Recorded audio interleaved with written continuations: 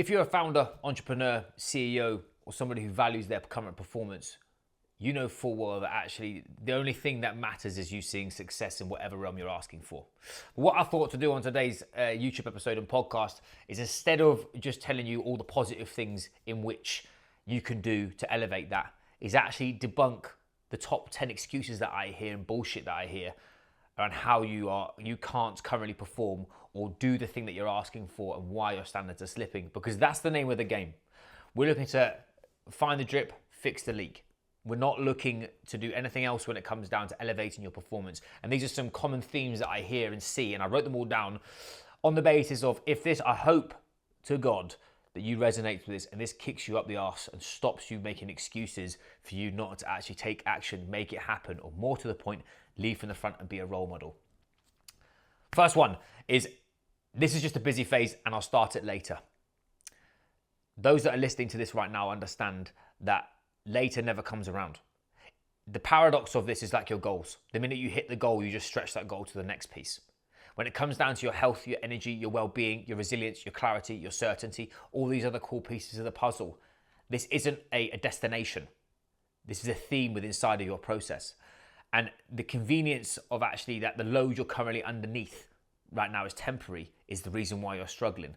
If we gave you more, you would adopt and you'd do it. You'd still suffer through it. And your association with that is that you're going to have the perfect time to start. The perfect time is to finish this fucking video and pull the trigger on the decision that you've been saying to. Because what you need is, you need feedback and you need exposure. That doesn't mean exposing yourself. I've used that joke about 3 or 4 times on YouTube, but we're going to steal it again. Feedback and exposure are the key pieces of the puzzle when it comes down to confidence of delivery. And actually, if you want to be relentless this year and smash it across the board, making plays and getting feedback is the key piece that is going to allow you to actually do that. Number 2 is, I can start it at the beginning of next quarter. I'll sort myself out then. As if your health and well-being is waiting for your current professional outcomes. I see this all the time, is that executives who postpone their performance across their physical realm and their health realm and their happiness realm and their spiritual realm to get the professional piece done, is your job's always going to demand more from you. There's always more to do. Even if you IPO a business or you sell it, you've got the next thing. I had this in Singapore. I had a couple of customers of mine, they actually sold their businesses and they got back to work within 8 to 12 weeks. And I'm saying they've sold their business for a lot of money, life-changing money, never have to work again kind of money. And I asked them that one question, why did you do it? And they said, it's not about the money, it's about the game. Your ambition right now is a catalyst for your growth. Your ambition is also strangling you currently because you're waiting for probably the perfect time, or putting a new year, new me, new quarter, new me thing on top of it. That's something you've got to get rid of. Something that you'll tell yourself as well. If your standards, you know deep down your standards are slipping and your body does not look or feel like it used to, and your mind is foggy, cloudy, and it's slow, but you're still delivering, so it can't be that bad. That is one of the most fucked up verses I've ever heard in relation to people. I saw this the other day, talking about well-being. And when was it actually okay that well-being was just okay? If you're wanting to go from surviving to thriving, or just okay to thriving, the difference is actually the external stuff that you're going to be achieving is not even going to hit you. You'll achieve the goal, you'll move on. You'll make the money, you'll go to the next day. You'll hit the target on your quarter and you'll just reload the quarter and go again. When does this ever stop? And that's if you say that you're delivering, but if you're delivering through grit, determination, and pain, how long can you sustain that for? The next one, and this is something that I've done a whole training on. If you want this, I can send you this. We did a whole workshop for Deep Sky, and I've done it inside Built for Pressure too, of actually energy management. Is I don't have time to focus on myself right now. If I get you, and the number one thing that most executives tell me is they've got a time management issue. And I say, okay, cool. If I take this out of your diary, what do? You fill it full of more shit.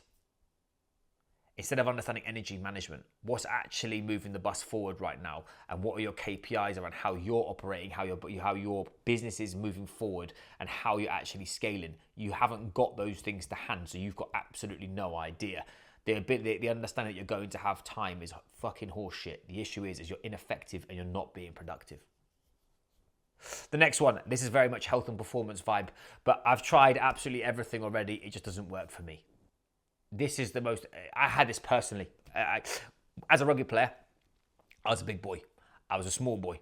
I was a skinny boy. I was a fat boy. I was a strong boy. I had all these metamorphoses in there, but I never had that look as an athlete where I felt I had an 8-pack shredded. I was fit. I was fast. I was strong, and I was athletic. I then met a coach who changed the whole game for me, and I realized it wasn't my genetics. Is the demand I was asking of myself wasn't matching the actions that I needed to elicit what I was doing. Most of your current process is not designed for you. It's designed for some model on Instagram or in a book. It is not designed for a professional that's got the amount of load, environmental stress, pressure that you have, and also the physiology that you're asking for. Most of you are living on extremes. And you saying, I've tried it already. How long for? What was the process? An example, if you said I can't lose body fat, I guarantee you don't know what your energy availability is. I guarantee you don't actually understand what if you've got high blood pressure, why that is.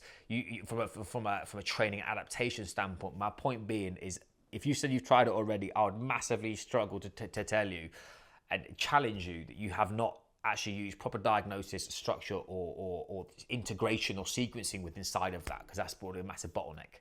I see this a lot of the time, this is for the next one, in people that sort of proverbially made it, usually men or women, 45, who are heading towards early retirement because they've made their cash and they're cruising.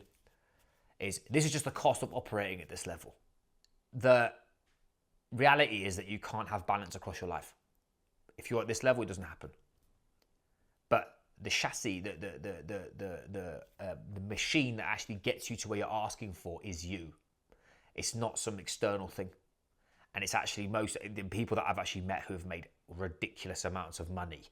They've got to the end of it, said thank you, and they've actually then done the other thing, and they've turned into a massive health freak trying to elicit all the damage that they've dealt with. But the cost of operating at this level can be acute. You can be a founder who is pushing their limits, who's still got their health in check, who's still happiness in the pursuit, who's still pushing themselves, who's still keeping their relationships, who's still not being a wanker to themselves, if you've got the right systems in place. But most of you who are sat there watching this think that pain is your biggest marker of success. The more pain that I'm in, the harder that I'm working. The more pain that I'm eliciting, I'm outworking my competition. Where actually, why couldn't you be in the challenge with a smile on your face and living life on your terms? That's if you're a founder or an entrepreneur or you're a CEO and you're running a business, why the fuck aren't you leading it? The next one that kind of snowballs into it is I'll just push through it. Grit and determination will get you there. Self-awareness and thoughtfulness will keep you there. And how you manage it. I'll just push through it. Your default strategy to get there is I'll just outwork it. What if you don't have to outwork it? What if that's just a massive waste of energy, waste of time, and the issue is you just haven't got clear direction?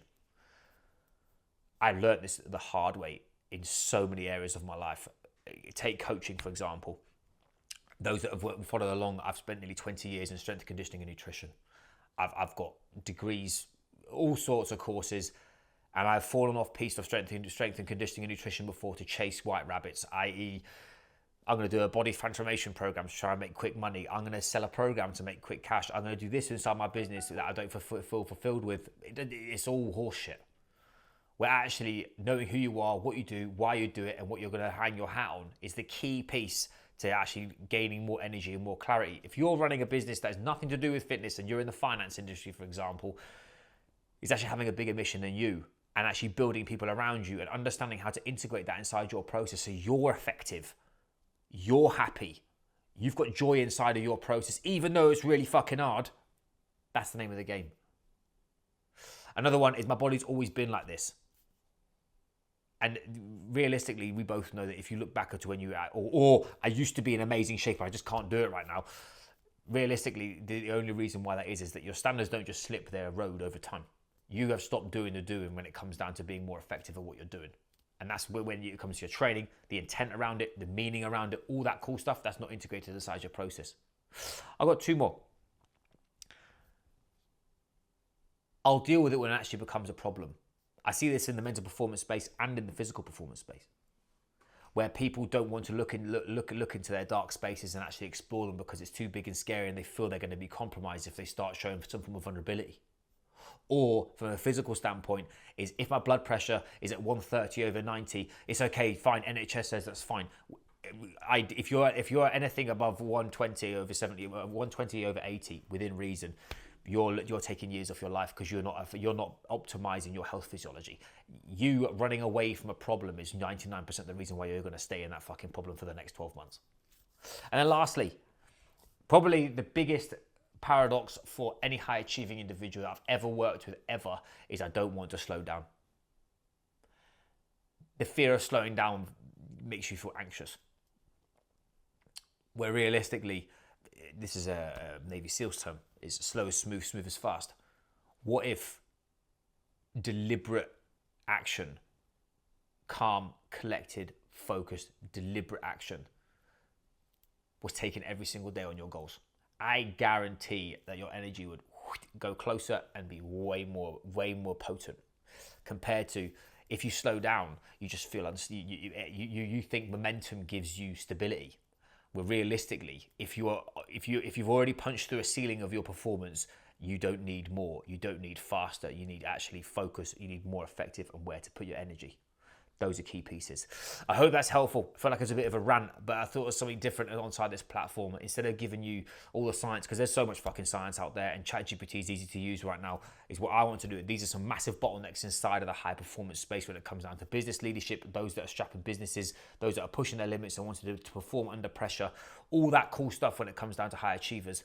I hope that's helpful. I actually hope that struck a nerve and it makes you pull your finger out your arse on whatever that you're resonating with. And if you're not, if none of this is applicable to you, keep attacking, keep pushing forward. And if you want anything else in relation to the high performance paradox, I'd love to help you in some regard. And I'll catch you guys soon.